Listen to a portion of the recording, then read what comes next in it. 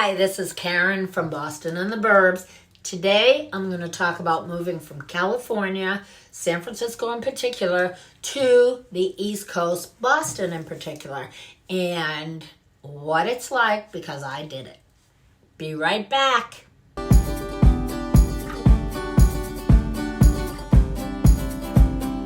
I guess you could say Boston is basically San Francisco with snow, sort of. This video is geared for people, say, over 30, not the just out of college crowd. What would be the reason someone would move from San Francisco to Boston? There was a time when I could not think of one good reason, but now I have changed my mind. Stick with me and I will share my wisdom, the most compelling reasons to move.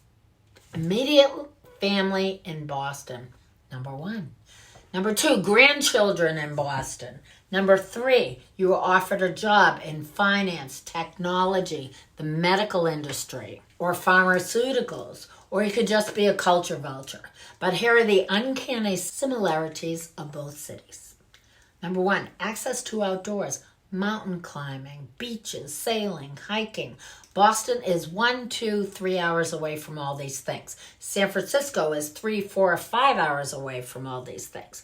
Number two, the downtown area. Both have great walkable downtown on the waterfront, bridges, historic buildings in downtown, old apartments and new modern, great places to eat and ethnic restaurants, and close to airports for international travel.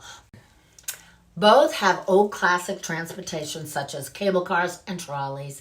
Boston was the first to have a subway in the country in 1897.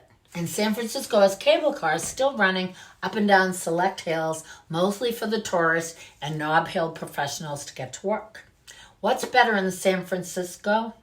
San Francisco's ability to go anywhere, anytime, except when there's an earthquake. Weather was seldom too hot or too cold. It's just about perfect.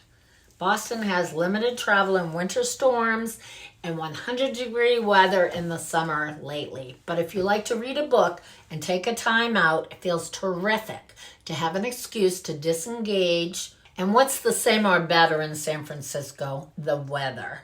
I'm okay with some cold and snow in Boston, but I did not miss the cold and dampness and bone-chilling fog in the winter. So it's kind of the same except for the snow. San Francisco doesn't get it, but you can experience snow by traveling north and go up to the mountains and ski. Now, better in Boston, lifetime stamps, which you can't get in San Francisco. What I mean by that is the Four Seasons weather.